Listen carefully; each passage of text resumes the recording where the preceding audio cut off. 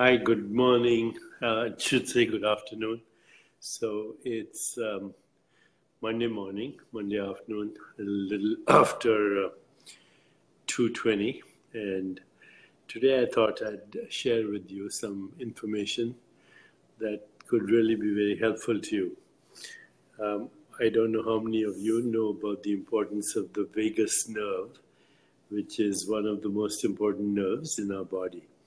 It's called the 10th cranial nerve, and it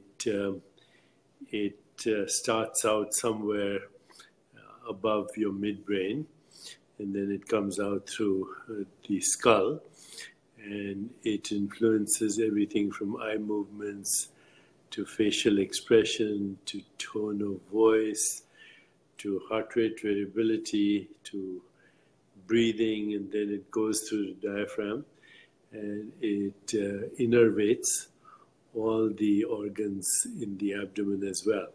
So it influences lung activity, heart activity, and the activity in all the abdominal organs, including spleen, liver, kidney, and of course the intestine. And the vagus nerve has bidirectional traffic, which means it gives information from the brain to the body and from the body back to the brain. The vagus nerve is also part of what we call the parasympathetic nervous system. So the sympathetic nervous system is the alerting system. It's the system that alerts us to stressful situations. It's the system that is responsible for the fight or flight response. It's a system that creates alertness and prepares us for emergencies. Our society is on sympathetic overdrive. As a result of it, you have increased risk of high blood pressure, inflammation in the body, heart disease, cardiac arrhythmias, what have you. The parasympathetic nervous system, on the other hand, of which the vagus is a part, that is more responsible for what we can call the relaxation response.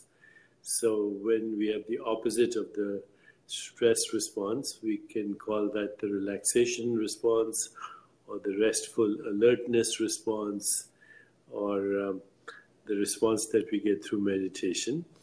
And when the vagus nerve is stimulated, then that elicits the relaxation response. So it influences your eye movements, the tone of your voice, and facial expressions. If you're in a good mood and relaxed, then people can see that in your face. And as it goes down, it increases lung capacity. It increases heart rate variability, which is one of the best signs that you're relaxed, and therefore self-regulation is kicking in. Self-regulation is very important for well-being. Self-regulation as opposed to inflammation. So sympathetic nervous system overdrive causes inflammation, and parasympathetic nervous system stimulation causes the opposite. Okay, so that much is clear. But also, as it goes into the abdomen, it influences the microbiome or the microbiota.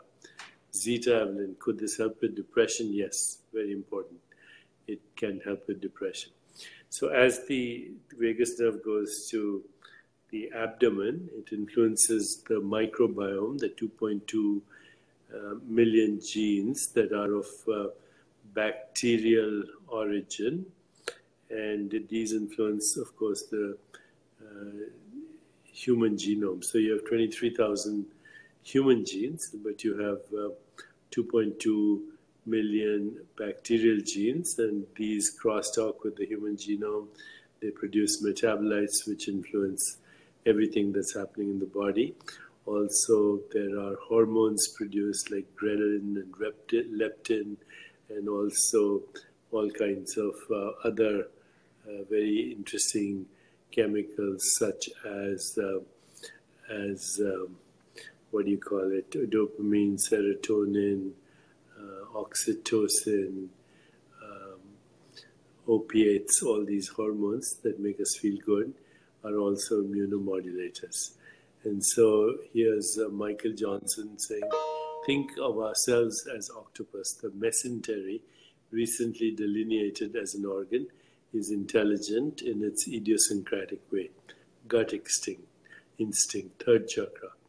The mesentery looks like an octopus. Yes, the mesentery has been now identified as a very important organ that may be involved in many things.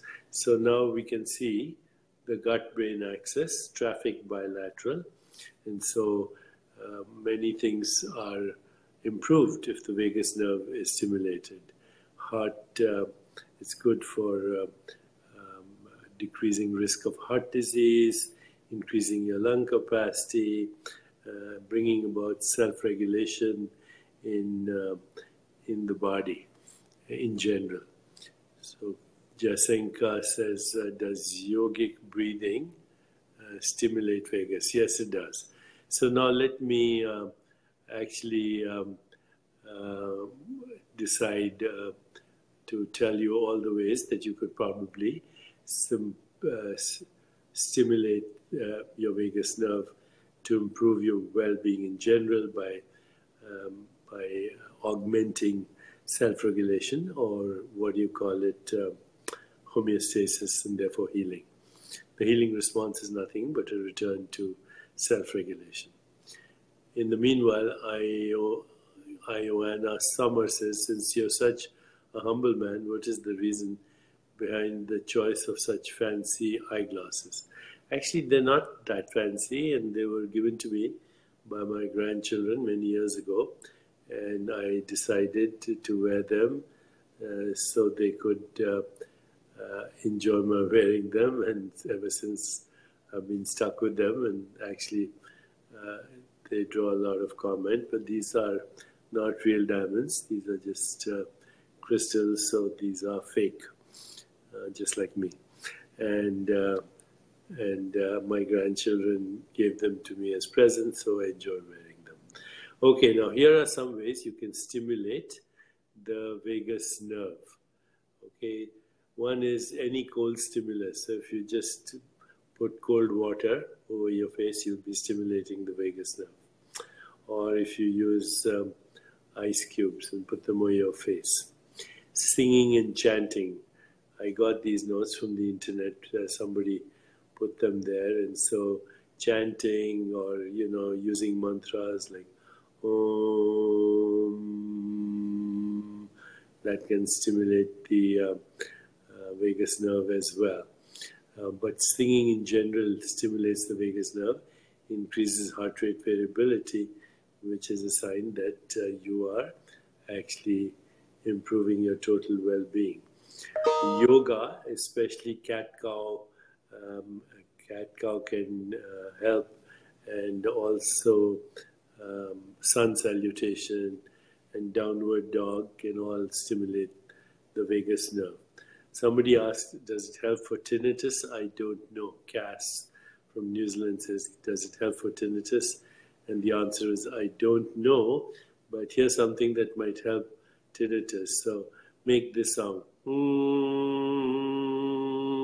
It's the NG sound and directed to your mastoid. See if it helps your tinnitus. I've used it in the past for patients, and they really find it very helpful. Okay, then what else will increase vagal nerve stimulation? Meditation. We know that meditation also increases the activity of the genes that are responsible for self-regulation and therefore healing.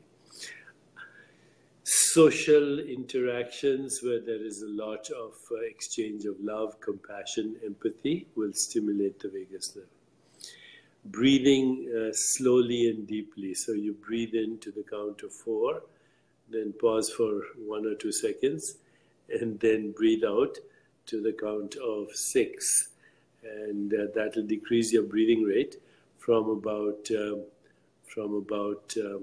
14 to about 7 or 8. and that will cause intense relaxation and will improve vagal nerve tone. Tracy means asks, what about diverticulitis?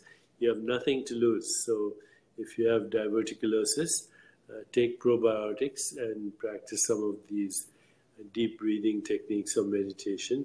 It'll help.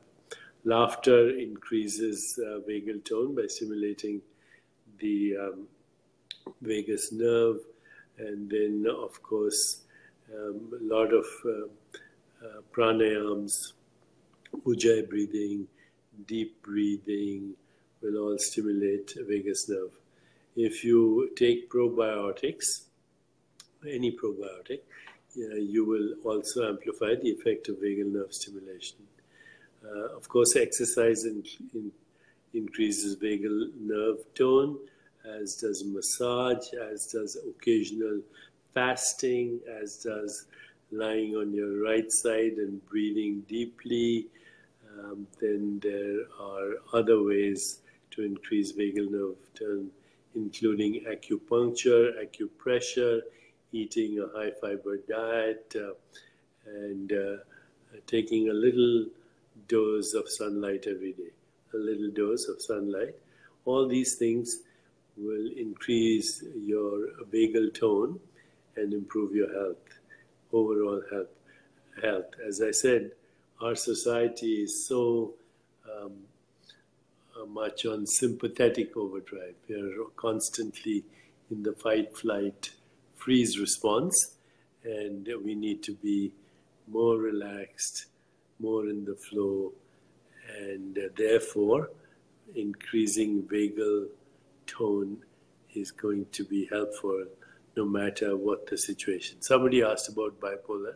I don't know, but it'll certainly improve the mood in anyone if they improve their vagal tone. Okay, so I gave you a lot of little suggestions.